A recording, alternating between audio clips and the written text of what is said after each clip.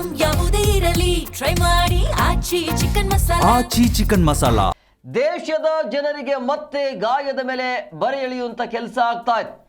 Commercial cylinder ದರ 210 ರೂಪಾಯಿ ಹೆಚ್ಚಳ ಆಗಿದೆ. 19 ಕೆಜಿ ಸಿಲಿಂಡರ್ ದರದಲ್ಲಿ ಭಾರಿ ಏರಿಕೆ ಇದು. ಬೆಂಗಳೂರಲ್ಲಿ ಸಿಲಿಂಡರ್ಗೆ 208 ರೂಪಾಯಿ ಹೆಚ್ಚಳ ಆಗಿದೆ.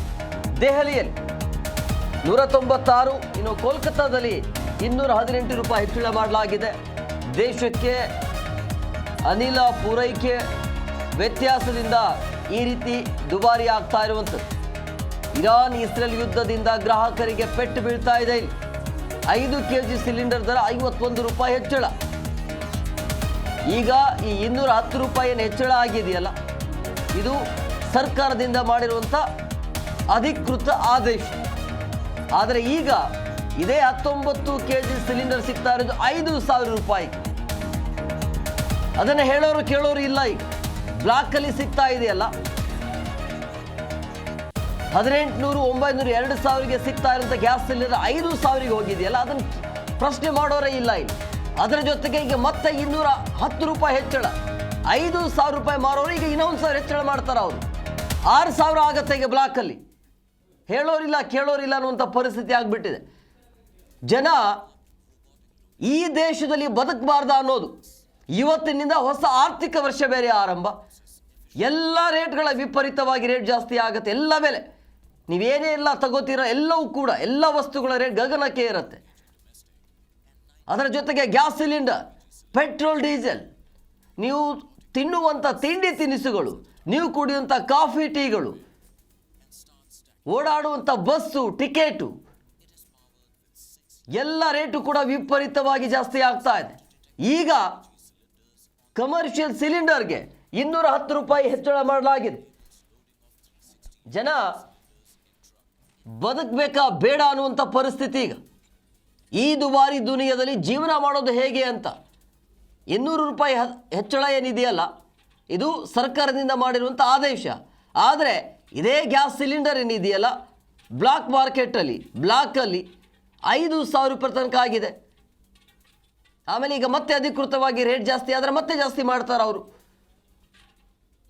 ಈ ರೀತಿಯ ಸಮಸ್ಯೆ ಕಾರಣ ಏನು ಅಂತ ಹೇಳಿದ್ರೆ, ಈಗ ಮಧ್ಯಪ್ರಾಚ್ಯದಲ್ಲಿ ನಡೀತಾ ಇರುವಂಥ ಯುದ್ಧದ ಎಫೆಕ್ಟ್ನಿಂದಾಗಿ ಈ ರೀತಿ ರೇಟ್ ಜಾಸ್ತಿ ಆಗ್ತಿದೆ ಅನ್ನೋದು ಮೇಲ್ನೋಟಕ್ಕೆ ಸ್ಪಷ್ಟವಾಗಿ ಗೊತ್ತಾಗ್ತಾ ಇದೆ. ಆದರೆ ಇದರ ನೇರ ಹೊಣೆ ಯಾರ ಮೇಲೆ? ಜನಸಾಮಾನ್ಯರ ಮೇಲೆ.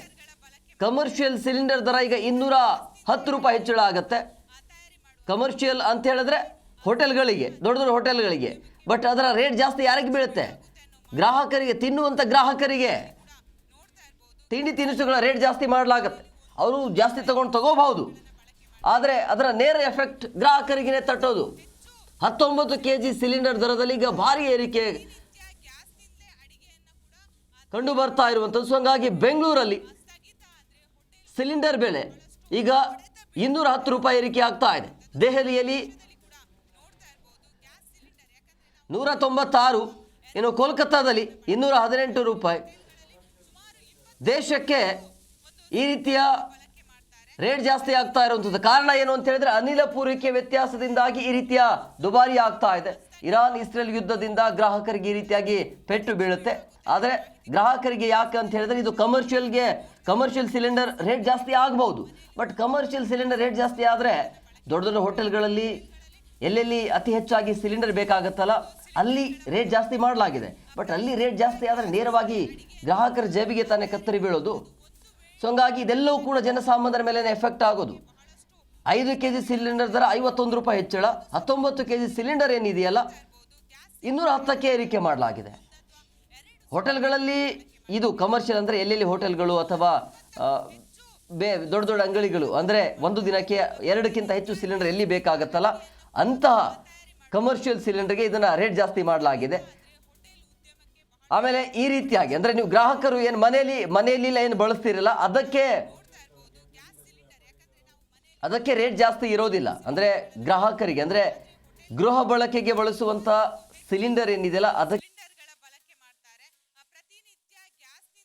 ಹೋಟೆಲ್ಗಳು ಆಗಿರ್ಬೋದು ಅಥವಾ ಬೇಕರಿ ಮಾಲೀಕರು ಆಗಿರ್ಬೋದು ಅಥವಾ ಬೀದಿ ಬದಿ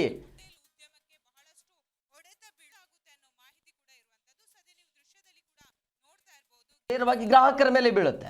ಅದರ ಎಫೆಕ್ಟ್ ತಟ್ಟೋದು ಯಾರಿಗೆ? ಗ್ರಾಹಕರಿಗೆ. ಕಮರ್ಷಿಯಲ್ ರೇಟ್ ಜಾಸ್ತಿ ಮಾಡಬಹುದು, ಬಟ್ ಸಮಸ್ಯೆ ಆಗೋದು ಗ್ರಾಹಕರಿಗೆ. ಇದು ಅಂದರೆ ನೀವು ಮನೆಯಲ್ಲಿ ಬಳಸುವಂಥ ಸಿಲಿಂಡರ್ ರೇಟ್ ಜಾಸ್ತಿ ಆಗ್ತಾ ಇಲ್ಲ, ಅದು ಕನ್ಫರ್ಮ್. ಬಟ್ ಕಮರ್ಷಿಯಲ್ ಜಾಸ್ತಿ ಆಗ್ತಾ ಇರೋದ್ರಿಂದಾಗಿ ಅದರ ಎಫೆಕ್ಟ್ ಏನಾಗುತ್ತೆ? ಜನಸಾಮಾನ್ಯರ ಮೇಲೆ ಬೀಳುತ್ತೆ.